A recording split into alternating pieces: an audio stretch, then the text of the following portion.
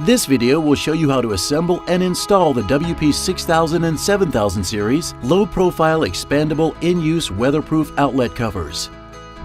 These low-profile outlet covers come in single gang or double gang varieties in white, gray, or bronze.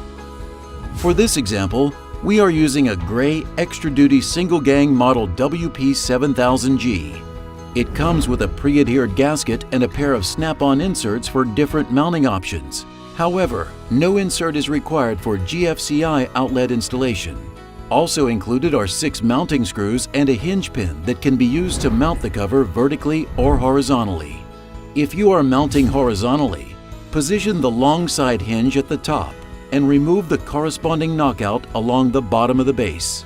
For this example, we are mounting the cover vertically, so position the short side hinge at the top and use a pair of pliers to remove the corresponding knockout along the bottom of the base.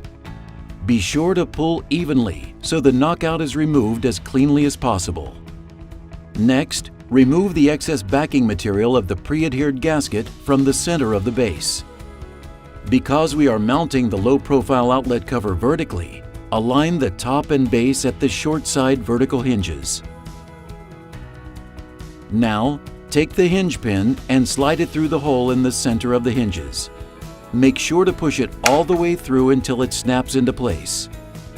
For this example, we are installing the assembled cover onto a GFCI outlet, so no insert is needed. Simply loosen the mounting screws on the outlet, place the keyhole slots over the screws, and slide the cover into place. Now, all you have to do is tighten the mounting screws and you're done. Your WP6000 or 7000 series low-profile expandable weatherproof in-use outlet cover is now assembled and installed. If you have any questions or need help at any step in the process, you can call or email technical support at the contact information listed on the screen.